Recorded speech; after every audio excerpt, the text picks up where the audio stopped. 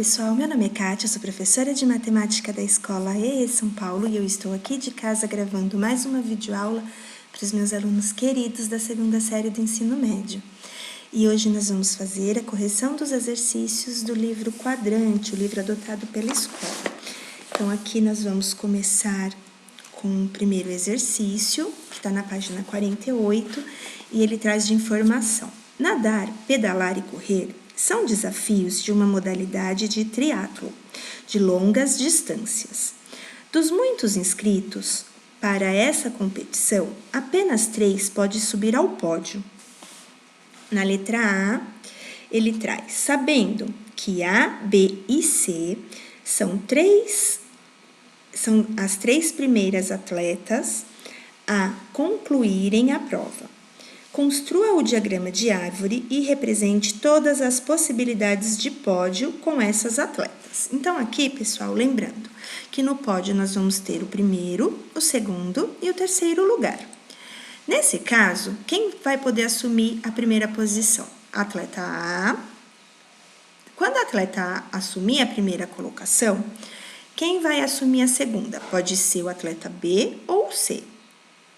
Se o atleta B assumir, quem vai assumir a terceira colocação vai ser o C.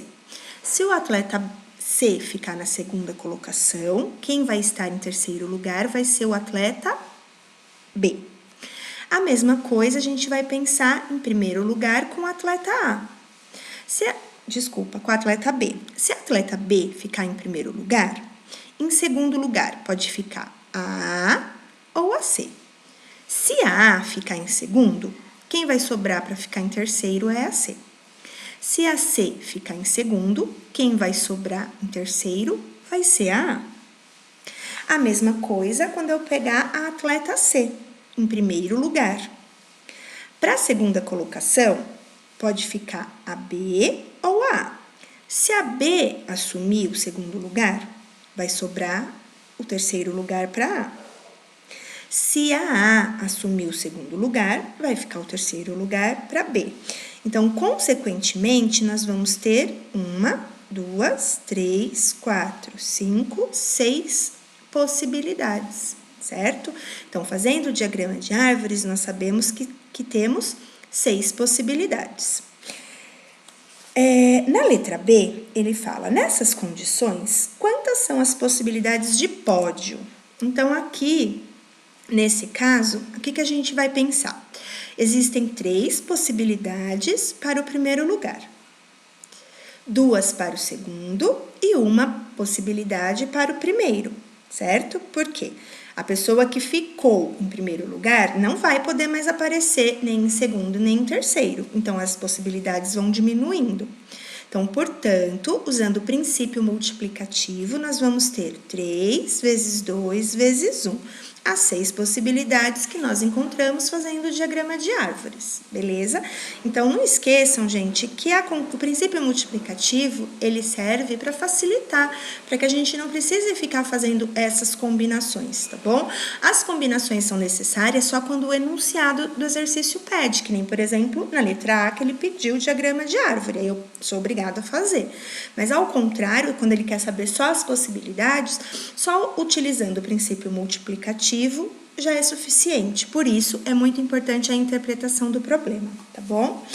No caso do exercício 2, ele traz assim, com 4 saias, 4 blusas e 2 casacos, Paula afirma que leva em sua bagagem roupas suficientes para se arrumar de 10 maneiras distintas. Olha, ela afirma que é de 10 maneiras distintas. No máximo, utilizando em cada vez uma saia, uma blusa e um casaco. Paula, está correta? Justifique. Então, lembrando que eu vou pegar uma saia, essa primeira saia vai ter uma combinação diferente com a blusa e o casaco. Então, aqui, se fosse fazer o diagrama de árvore, ia ter muitas combinações, tá bom? E ele não pediu, então eu posso utilizar o princípio multiplicativo, lembrando que eu tenho 4 saias, 4 blusas e 2 casacos. Utilizando o princípio multiplicativo, a gente vai ter 4 vezes 4 vezes 2, certo? 4 vezes 4, 16, 16 vezes 2, 32 possibilidades. Então, ela vai ter 32 maneiras distintas no máximo para se arrumar. Só que ela afirmou que ela vai ter no máximo 10 maneiras distintas. A Paula está correta? Não, ela não está correta, certo? Pois, então pede para justificar, pois ela pode se arrumar de 32 maneiras distintas no máximo, certo? Então, essa é a resolução do exercício 2. Então, vamos lá. No exercício 3, ele traz: a empada é um alimento que pode ser recheado, por exemplo, com espinafre e ricota, frango, berinjela, queijo de Minas e tomate seco. E pode ser feita com diversos tipos de massas, como a tradicional, massa podre, massa folhada e integral. Pessoal, esse exercício, ele trouxe uma ambiguidade no enunciado, até a professora foi conversar com o professor Júlio, né, o nosso professor de português na escola. E por quê? Quando ele, no enunciado, ele colocou lá espinafre e ricota, um recheio, frango, o segundo recheio, berinjela, aí ele colocou uma vírgula, aí ele pôs queijo de Minas e tomate seco. Então, teve gente que colocou lá espinafre e ricota como sendo um só, frango como sendo um recheio, berinjela outro, queijo de Minas outro e tomate seco outro, certo? Então, o Júlio disse que esse exercício, ele traz, né, sugere uma ambiguidade, tá bom? Então, aqui, no caso, quando a gente fala lá, você vai ter um recheio só de tomate seco, né? Então, o correto seria queijo de Minas e tomate seco, como sendo apenas um recheio, tá bom? Então, portanto, a gente vai ter 4 recheios, tá? Mas o importante é que, assim, eu percebi que mesmo como o problema, tá? Ele trouxe um enunciado meio ambíguo, né? Mas o importante é que eu percebi que vocês conseguiram entender o processo, né? Porque quem entendeu que foi 5 recheios, acabou fazendo 3 vezes 5, que realmente seria o processo correto, tá bom? Se fosse os 5 recheios, tá bom? Então, isso também acabou me deixando feliz, né? O problema é que não foi muito fechadinho, bonitinho. Então, aqui, quando ele pede para construir, na letra A, construa um quadro e represente as possibilidades de produzir uma empada com uma massa e um recheio, usando as opções dadas no texto. Então, aqui, lembrando, como nós temos as 3 massas, então a podre, a folhada e a integral, tá? Com os 4 recheios, então, na massa podre, ele pode rechear com espinafre e ricota, com frango, com berinjela ou queijo de Minas. A mesma coisa com a folhada, pode utilizar qualquer um dos 4 recheios, e a mesma coisa com a integral. Então, aqui, a gente vai ter 12 possibilidades, porque eu tenho 4 aqui, 4 aqui e 4 aqui. Então, ao todo, 12 possibilidades, beleza? Nesse caso, ele pediu para construir um quadro que representasse essas possibilidades, então, foi criado o quadro. Na letra B, ele fala, de acordo com o item A, quantos tipos diferentes de empadas podem ser produzidos? Então, utilizando o princípio multiplicativo, a gente vai ter, nesse caso, 3 vezes 4. Então, 3 vezes 4, a gente vai ter, no caso, 12 tipos de empadas, certo? 3 tipos de massa, 4 tipos de recheios diferentes. Então, portanto, 3 vezes 4, que vão dar 12 empadas. Depois, ele traz um exercício que caiu no Enem, certo? E aí, ele traz assim, que é o exercício 6, que eu pedi que vocês fizessem. O diretor de uma escola convidou os 280 alunos do terceiro ano a participarem de uma brincadeira. Suponha que existem 5 objetos e 6 personagens numa casa de 9 cômodos. Então, temos 5 objetos, 6 personagens e 9 cômodos.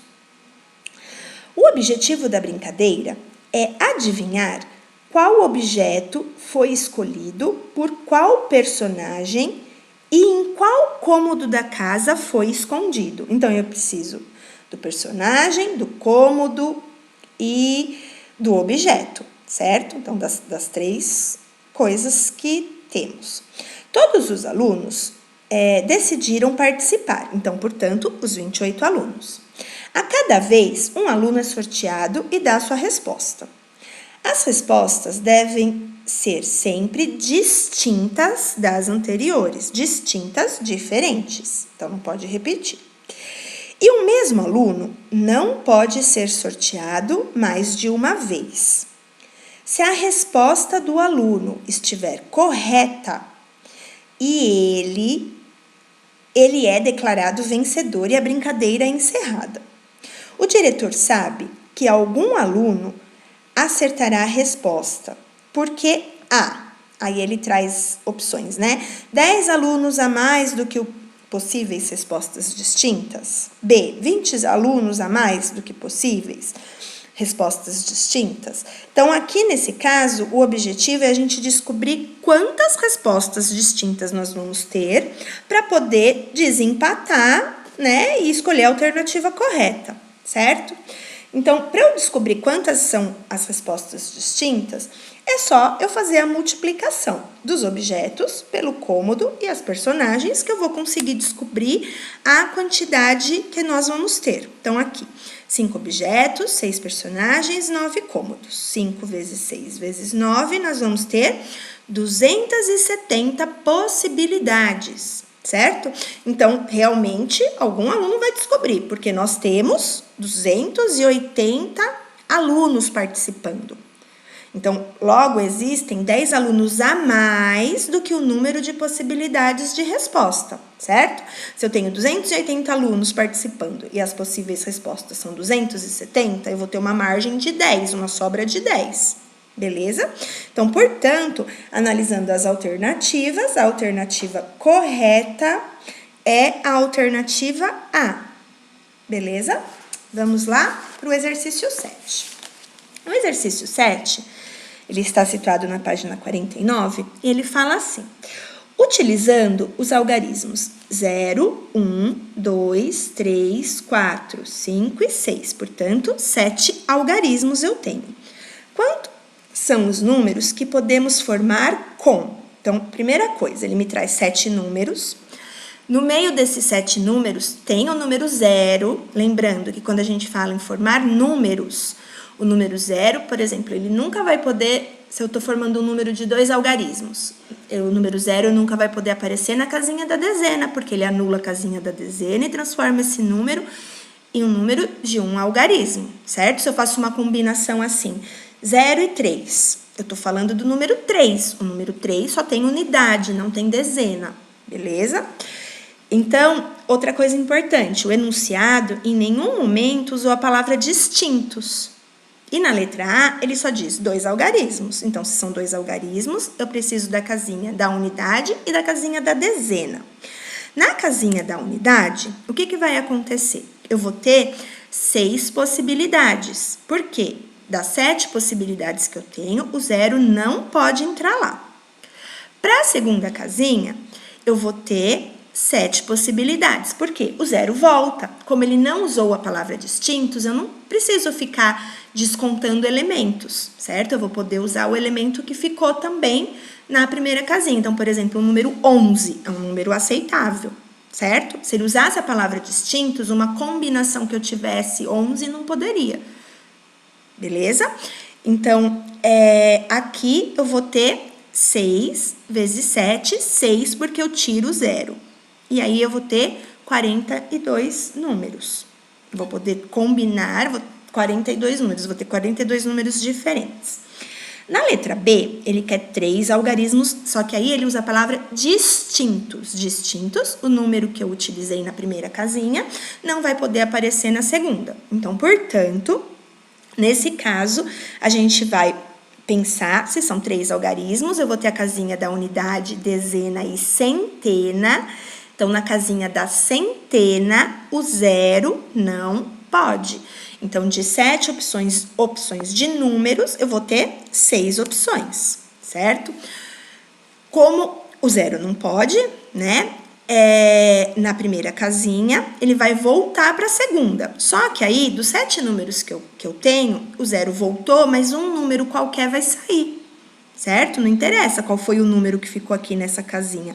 Então, das 7 opções que eu tenho, um número ficou na centena, vão me sobrar só 6. E aí, das 6 opções que eu tenho, quando eu for para a unidade, eu vou ficar só com 5, porque eu vou ter que descontar, porque ele usou a palavra distintos, tá bom? Então, nesse caso, eu vou ter 180 números. Essas são as quantidades de números que eu tenho, de possibilidades, certo? Na letra C, ele fala 4 algarismos, não usa a palavra distintos. Então, se ele não usou a palavra distintos, isso quer dizer que os números podem se repetir. Então, eu posso escrever um número assim, 4.444. É um número aceitável na minha combinação, certo? Se eu fosse pensar, fazer a árvore de possibilidades, eu poderia pensar no número 4.444. Porque ele não usou a palavra distintos. Então, são 4 casinhas, eu vou ter a unidade de milhar, a centena, a dezena e a unidade. Então, eu vou ter 6 possibilidades no primeiro algarismo, certo? Na primeira casinha, porque o 0 não pode. Vão me sobrar 7 para as demais, porque eu tenho 7 opções de números. Como ele não usou a palavra distintos, eu vou continuar sempre tendo 7 opções. Então, aqui, vou multiplicar todo mundo, eu vou ter 2.058 números. Então, se eu fosse fazer a árvore de possibilidades, eu ia ter que ficar construindo 2.058 combinações, tá? Então, olha só como me dificulta se eu tiver que ficar sempre fazendo a árvore de possibilidades. Por isso, o princípio multiplicativo, ele é importante, porque ele facilita isso, principalmente quando os exercícios não pedem essas combinações, certo? Então, vamos lá.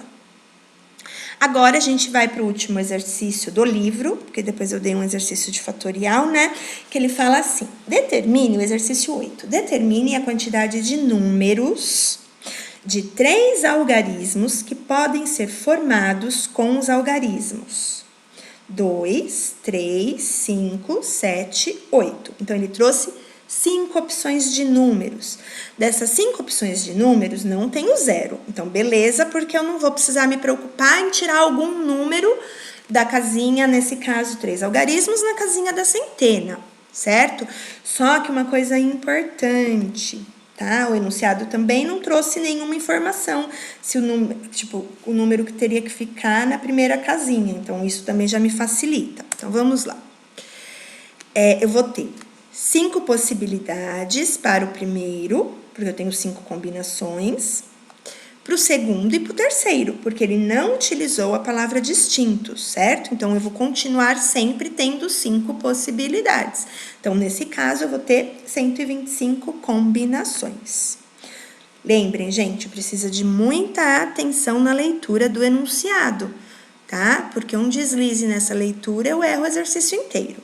Na letra B, ele fala 4 algarismos. 4 algarismos, 4 casinhas. Unidade de milhar, centena, dezena e unidade. E ele fala que podem ser formados com os algarismos 1 e 4. Eu vou poder usar algum número diferente de 1 e 4? Não vou poder usar nenhum número diferente de 1 e 4. Então, eu vou ter só 2 opções de números. Se eu tenho só 2 opções de números e eu preciso formar um número de 4 algarismos, se ele usasse a palavra distintos, eu já nem ia ter condições, né? Porque eu só tenho 2 números e 4 casinhas. Então, mas ele não utilizou. Então, isso quer dizer que em cada casinha eu vou ter sempre 2 opções, certo? 2 possibilidades na primeira, na segunda, na terceira e na quarta. Porque só vai poder aparecer o número 1 ou o número 2. Não, o número 1 é o número 4. Então, multiplicando tudo, eu vou ter 16 números, eu vou ter 16 combinações de números, certo? Então, aqui, pessoal, a gente vai fazer a correção desse exercício que eu dei para vocês, que é sobre fatorial, certo? É uma operação matemática que nós estamos aprendendo esse ano.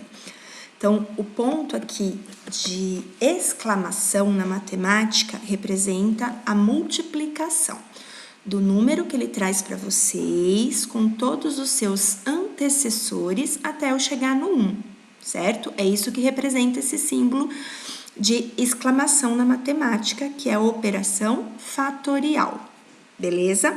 Então, vamos lá da resolução da letra A. A letra A, ele traz aqui de informação pra gente 8 fatorial. Se é 8 fatorial, eu vou fazer a multiplicação do 8 com seus antecessores até eu chegar no 1. 8, 7, 6, 5, 4, 3, 2, 1. Mais 3, lembrando que o 3 não tem o símbolo de fatorial, então ele está representando o próprio 3, porque se fosse 3 fatorial, ele estaria representando o número 6, porque 3 fatorial é 3 vezes 2 vezes 1, beleza? Nesse caso, o menos 7 fatorial, então 7 com a multiplicação até eu chegar no 1 dos antecessores, até eu chegar no 1. Então, eu vou ter 40.320, que é o 8 fatorial, mais 3, menos 5.040, que é o 7 fatorial. Então, lembrando que o 8 fatorial representa o número 4.320. E aí, fazendo a operação, eu vou ter 35.283, beleza? Na letra B, ele traz 7 fatorial dividido por 3 fatorial. O que eu vou fazer aqui, gente? Quando a gente tem uma divisão, um fatorial em cima e outro embaixo, eu vou sempre fazer o fatorial maior, chegar no fatorial menor, para eu poder cancelar. Por que cancelar? Quando a gente fala cancelar, é porque se eu divido, por exemplo, 3 por 3, não vai dar 1? Se eu divido A por A, não vai dar 1? Se eu divido 3 fatorial por 3 fatorial, vai dar 1. E 1 é o elemento neutro da multiplicação. Então, 1 vezes 7, vezes 6, vezes 5, vezes 4, não vai alterar esse valor, certo? Então, é o elemento neutro. Então, por isso a gente fala corta, né? Que some, porque não vai fazer diferença eu multiplicar por 1, tá? Mas é 1 que ele vira quando a gente fala corta. E aí, eu percebi que teve gente que fez o fatorial até do 7, até chegar lá no 1. Então, transformou ele em 5.040, tá? E depois fez o fatorial do 3, que deu 6, e dividiu, que vai dar a mesma resposta. Mas, pessoal, o fatorial, ele serve para eu poder simplificar também, né? Nesse caso aqui, quando eu tenho essa divisão. Já pensou se eu tivesse, que nem aqui, olha, eu tenho 12. Vou fazer o 12 fatorial até chegar no 1, e depois o 11 até chegar no 1, e para dividir, eu não preciso disso. Então, eu posso parar, eu posso simplificar, tá? Então, é importante que vocês saibam que vocês pegarem um valor maior e fazer o fatorial até chegar no menor, você corta. Manda embora e não precisa se preocupar com o resto da multiplicação que vai para frente desse fatorial, tá bom? Uma outra coisa importante, eu não posso deixar o 3 aqui, 3 solto, sem o meu fatorial, tá? Porque isso aqui indica ainda que tem a multiplicação até eu chegar no 1. Então, eu preciso parar e colocar o fatorial.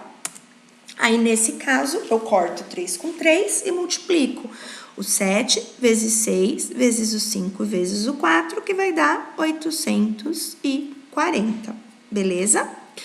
Agora, eu vou ter a letra C, onde eu vou ter o 3 fatorial dividido por 6 fatorial. Nesse caso, o número maior está no meu denominador. Então, eu vou fazer o 6 chegar no 3, porque eu não consigo fazer o 3 chegar no 6, tá? Então, por isso, sempre o maior chegando no menor. Então, aqui nesse caso, eu vou ter 6 vezes 5 vezes 4 e vou parar no 3 fatorial. Para o 3 poder cortar com 3. 3 de cima, corta o 3 de baixo. Lembrando que nesse caso, o 1 vai ficar em cima, certo? Lembrando que quando a gente fala corta 3 por 3 é porque vira 1. Porque senão ia ficar um fantasminha camarada aqui em cima, precisa ficar um número aqui em cima, e esse número é representado pelo número 1, porque é o que vira aqui, né?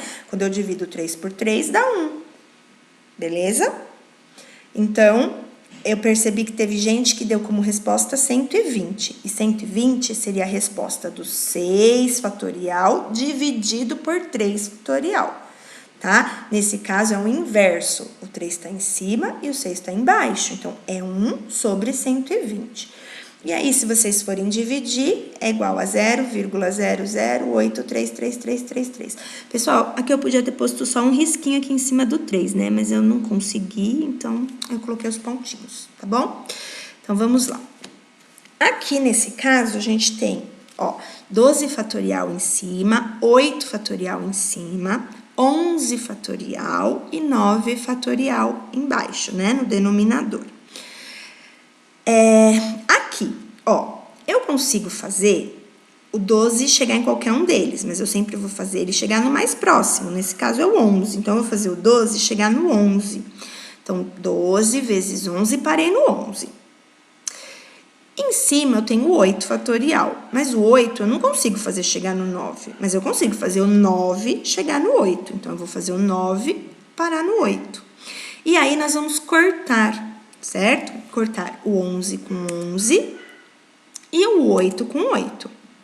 E aí, o que sobrou em cima? Só o 12, porque quando a gente fala em cortar, é porque isso aqui virou 1.